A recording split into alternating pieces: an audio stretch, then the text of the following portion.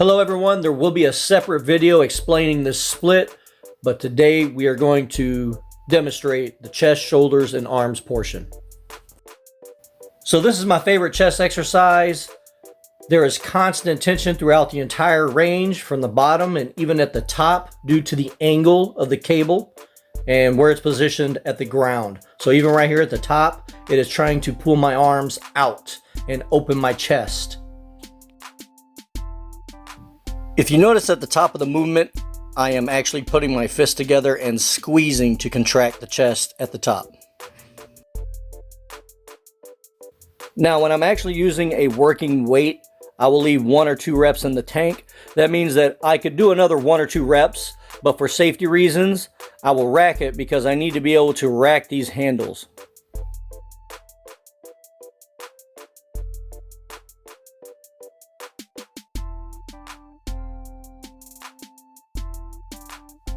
So for the overhead press, you can use any variation you want. You can also use dumbbells.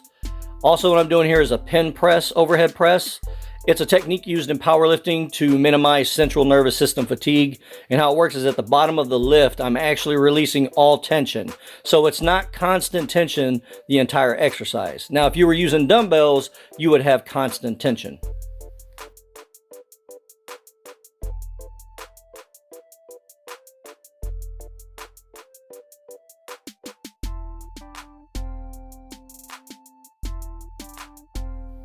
So this starts out as a chest dip for the lower area of the chest, and the bands aren't really to assist me. I have my feet on the band so that it pulls my feet back and it makes me lean forward more easily. And then what's going to happen is after I do about 12 reps of this, I'm going to switch to moving my feet off of the band and standing more upright and just using my triceps to lift me. So if you notice right here, I'm going to use my triceps primarily to lift my body from the ground. Now, my triceps were working previously, but they've been pre-exhausted. So now I'm going to do a couple more reps using just my triceps. Now, once I get warmed up, I'll actually use a weight belt to add some weight to this exercise.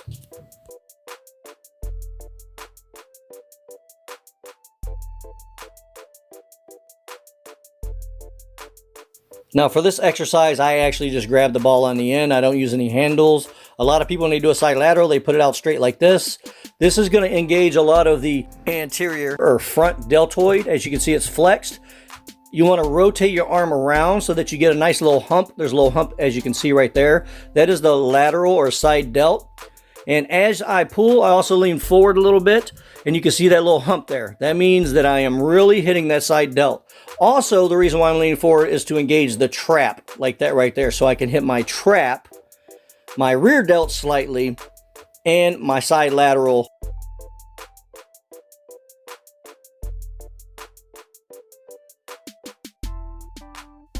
So at the top of the movement, you want to hold and go down slow. Hold, go down slow. And you don't want to lean too far forward. You can if you want to. It's going to get a lot of your rear delt and your lower trap area.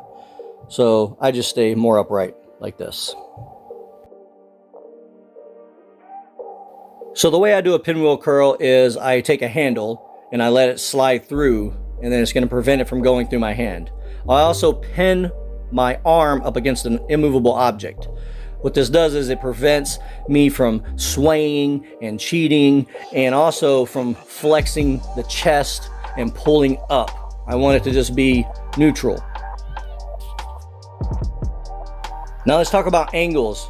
Right here I can hold this all day. Right there I can hold that all day because of the angle of the cable. But if I lean down, it constantly wants to pull my arm down. So at the top of the movement, there is constant tension there. So I lean forward. If I'm here, I can hold this all day. If I go like this, it's actually starting to pull my hand down. You guys need to start considering that when you're doing any type of lift, the power curve, and how much tension is created by the angle at which you're pulling. If you want more tension at the top of the lift, which you should, you're going to want to get the proper angle. This is an alternate method. Once again, I post my arm up against an immovable object and I lift. However, I like using cables because I can change the tension curve. I can get more tension throughout the entire range of motion. and I just think it feels better.